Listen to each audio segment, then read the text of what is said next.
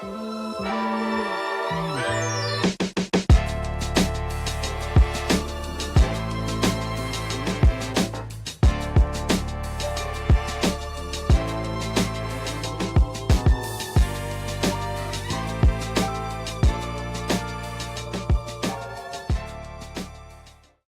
people, welcome to the latest episode of Jonathan Thinks.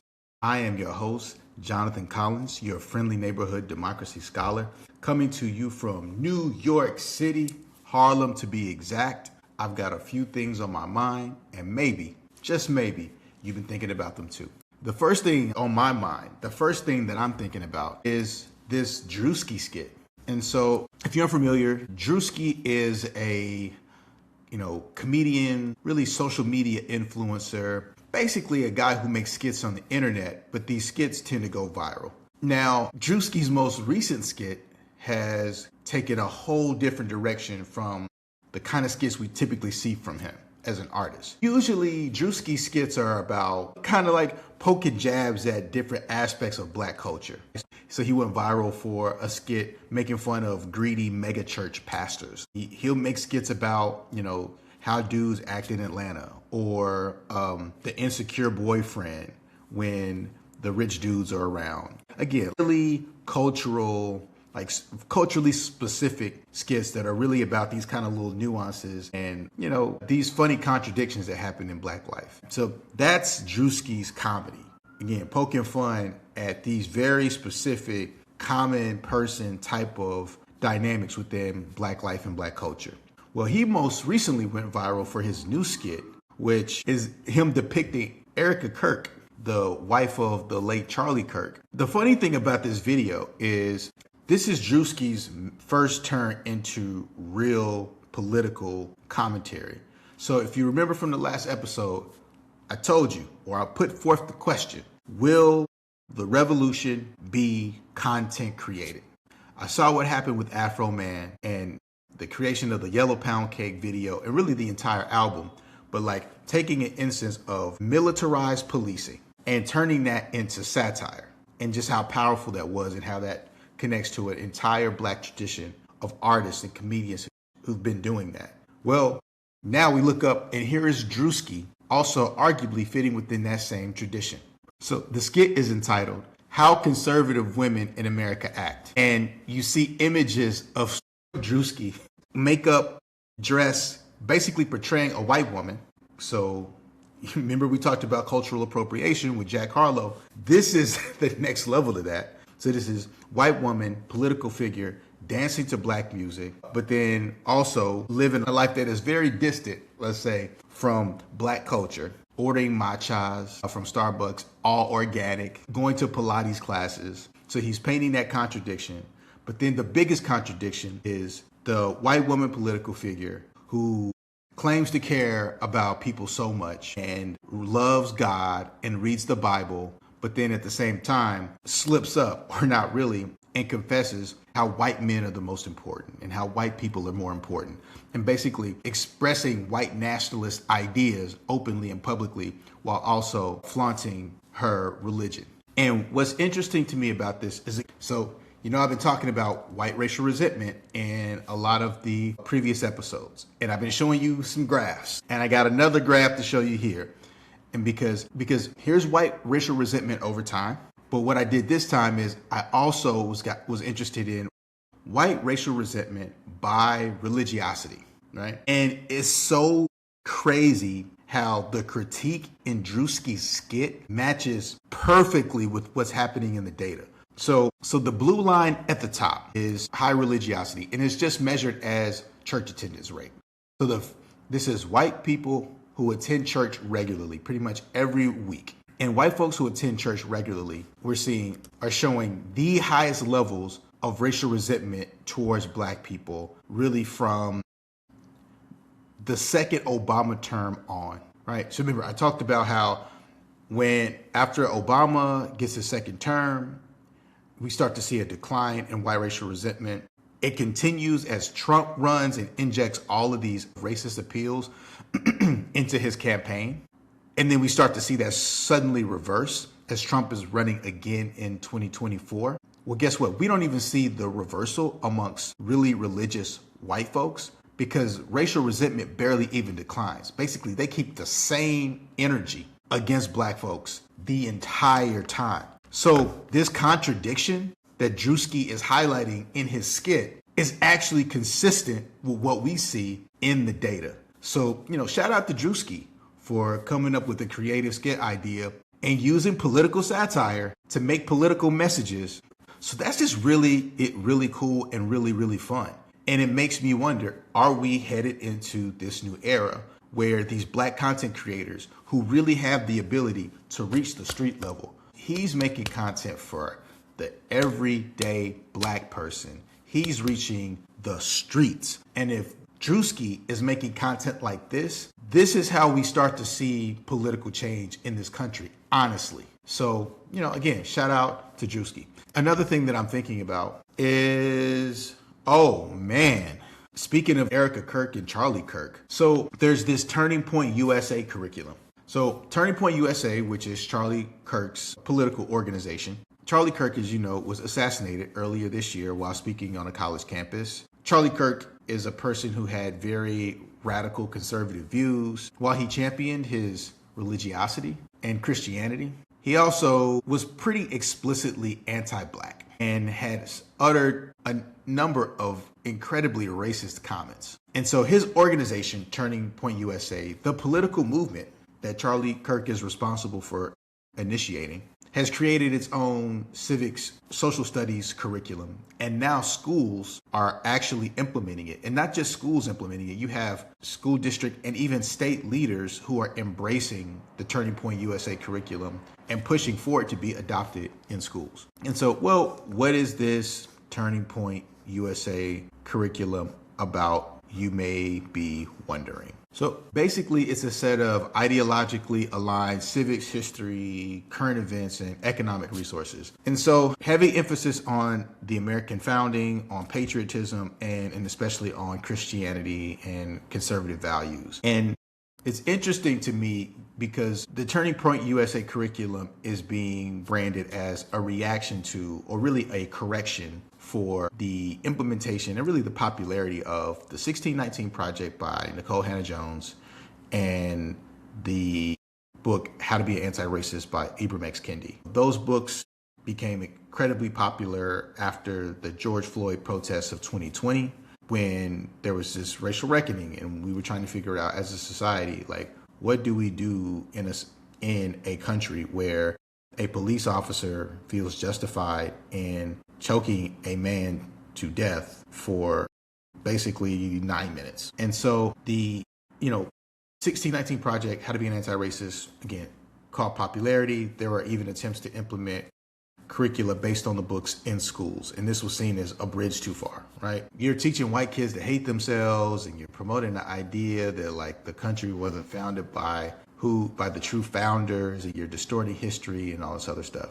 All right. And so Turning Point USA's curriculum of the true founders and patriotism and Christian values is supposed to be a correction there. The issue is that this curriculum from Turning Point USA is actually more similar to the kind of civics curricula that was implemented back in the early 20th century. There's nothing new here. Civics education in America at the very beginning of when we first started implementing civics education in schools in America, basically had two competing purposes. One was this sort of John Deweyan idea of creating good citizens, right? Good democratic citizens who participate in a democracy.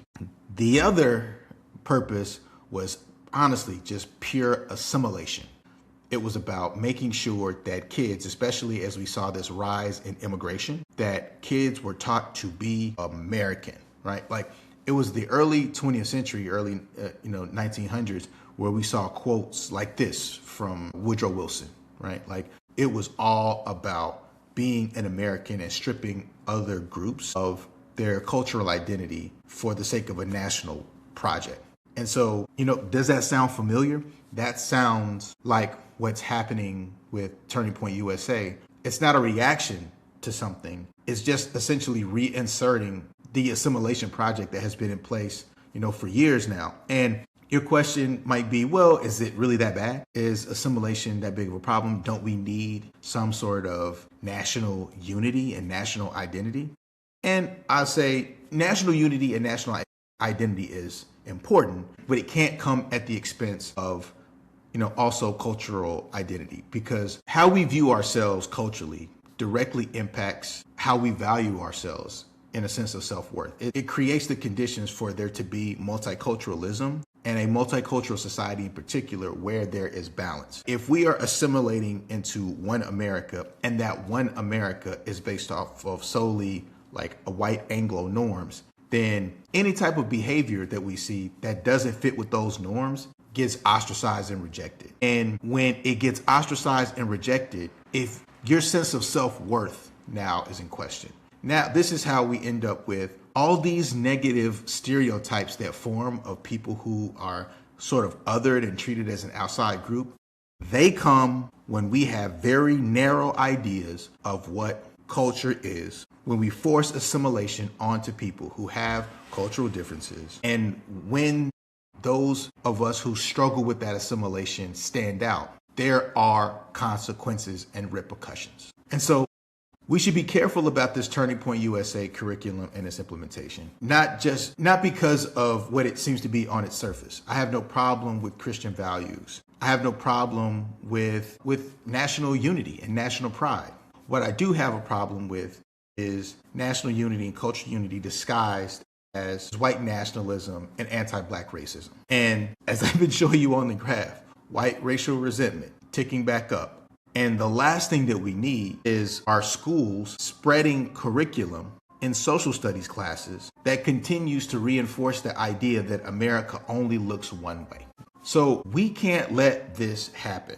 We need social studies to be the study only looks one way. And instead, we need social studies to be about that other purpose: democratic citizenship, democratic participation, preparing Americans to be enlightened citizens who can participate in a democracy, make good collective decisions, have the kind of government that selects leaders that do what?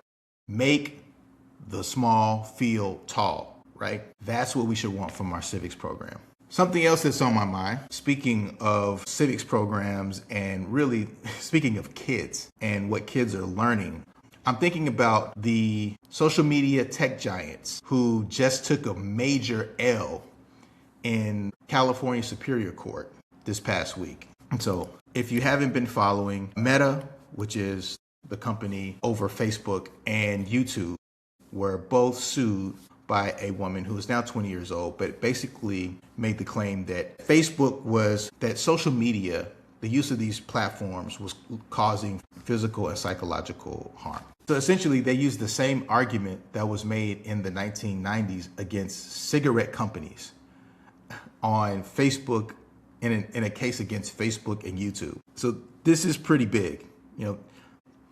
What's lying underneath too is not only was this case won, but what is actually getting less discussion for some reason is a ruling earlier in the week in a case in New Mexico that was brought by the state attorney general there in New Mexico, where they found that Meta was liable for violating state law by failing to safeguard users on its apps from child predators. And the jury decided that Meta will have to pay $375 million in that case, right? That is next level, even compared to this case that's gotten even more of national news, where Meta and YouTube combined have to pay about $6 million to this woman. But it's interesting that we are finally seeing legal action be successful at taking aim at the addictive properties of social media.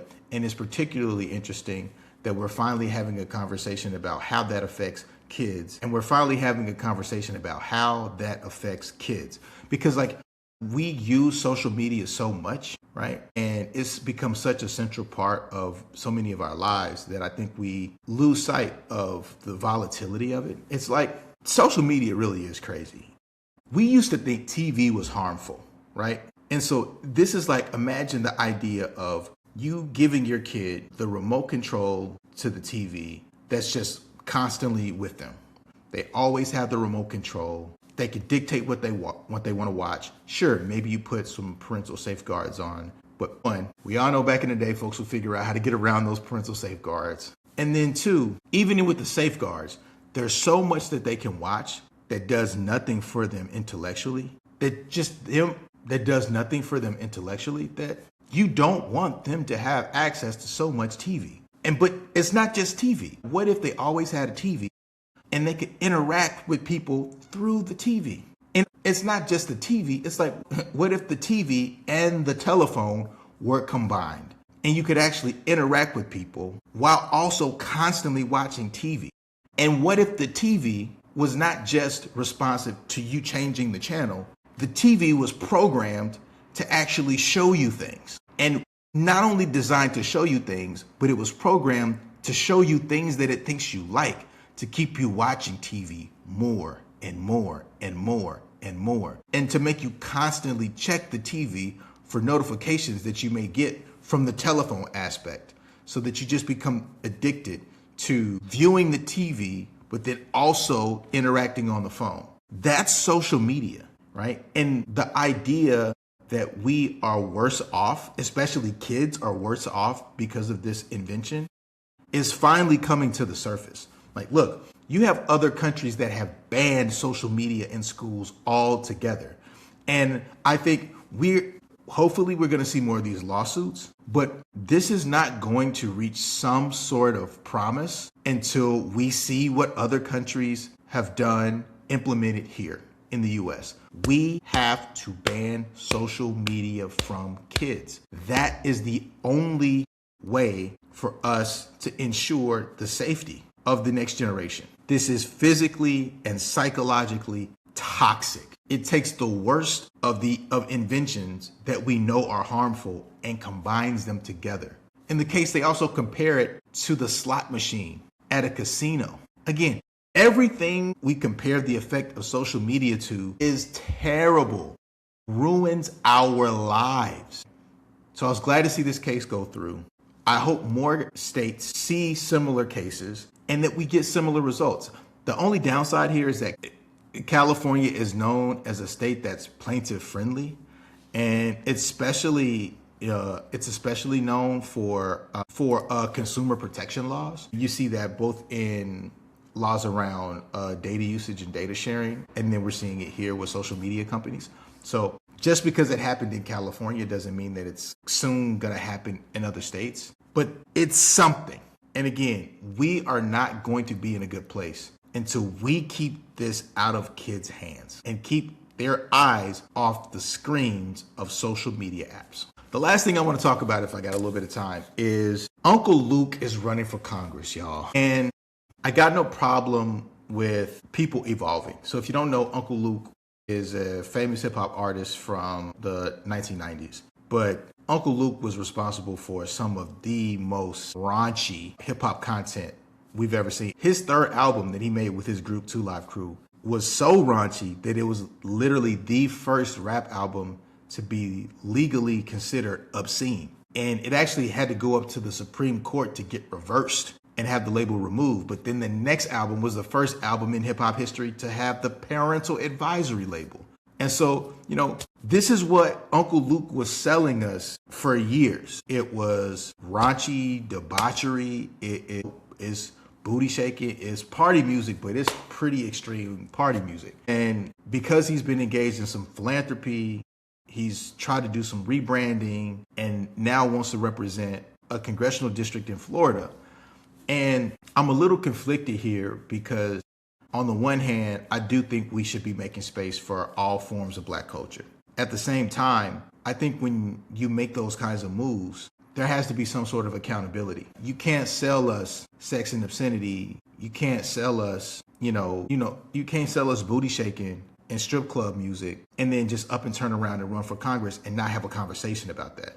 And not have like some kind of, even if it's not contrition, like there needs to be some sort of justification for this. Because there's a word that I was thinking about the other day that we kind of say in passing, but we haven't quite broken down. And that word or compound word is role model. Role model. And I think we focus on the model part, but we overlook the role part. And the role part really means we all play a role here. We all play a role here. We all have a position. We all have a part in our society that we have to play, right? And that part, though, will be modeled and emulated by others. And with Uncle Luke, the question is like, well, what are you challenging us to emulate? What you is what you are challenging us to emulate something that actually makes us better, individually and as a collective. And if you have any contrition for whether or not your past does that, we got to have a conversation. Because what happens is it's easy to get clicks and to get views when you're selling debauchery. It's hard to be constructive and to be positive and to be a role model and still generate attention. And so if you're going to take the easy route when it comes to gaining attention and notoriety, and then try to pivot over into an area of leadership, hey man, you got to talk about that. We got to have a conversation.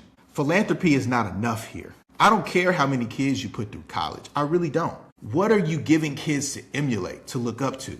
What are you giving them to model? And so I just think we should be a little bit more critical when folks try to make these jumps. Not just black folks, all folks. Like you can do whatever you want, but that doesn't mean that you should do whatever you want. There have to be standards, and really there has to be some sort of reckoning here. How can you hold us accountable democratically if you're not holding yourself accountable from a moral standpoint? The job of a leader, again, make the small feel tall. And I get it if you make content that reaches the small in a very particular way. But does that content make the small feel tall? Does your ascension, does your rise as a political leader make the small feel tall? Or do the small look at you as unserious? Because you never made them feel tall. You just gave them something to dance to. And that is this latest episode of Jonathan Thinks. Thank you to Mo, my producer, working behind the scenes. Remember that every time we convene, it's an opportunity to grow.